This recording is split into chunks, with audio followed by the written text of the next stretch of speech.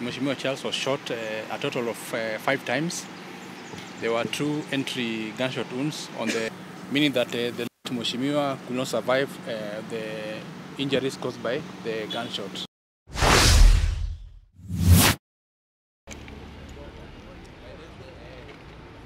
Nani jenga? Nahitaji mshika microphone. Shika. Simama huko kabisa. Chukulia huko. Chukulia huko. Shika microphone bwana.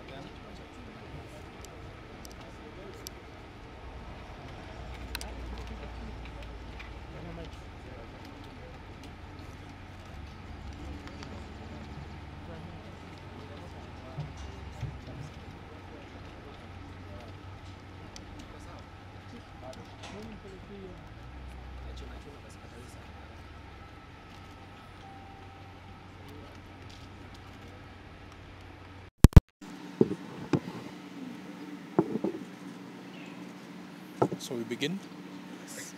Yeah, so thank you very much. We are through with the postmortem process of the body of the late Mheshimiwa Charles Were, and we've established that Mheshimiwa Charles was shot a total of 5 times. There were 2 entry gunshot wounds on the left forearm, with 1 bullet lodged in the same arm. There was also 2 entry bullet wounds on the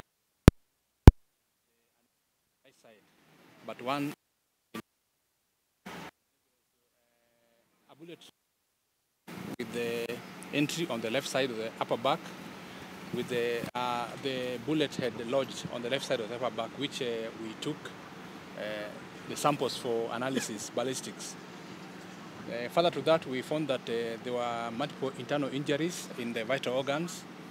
We saw that the bullet tracked through the lungs, the liver, and the aorta, meaning that the Mheshimiwa could not survive the injuries caused by the gunshot.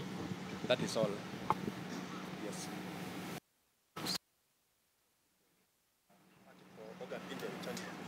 Yeah, there were multiple organ injuries which are caused by gunshots, which are a total of 5. Yes. Aside from the gunshot wounds, were there any other markings or any other injuries he would have suffered before he was shot? No, other than the injuries caused by the bullets, we didn't see any other injury at all. Yes. Yeah. I think that's all, yeah. No. We agreed. See, that's all. That's all.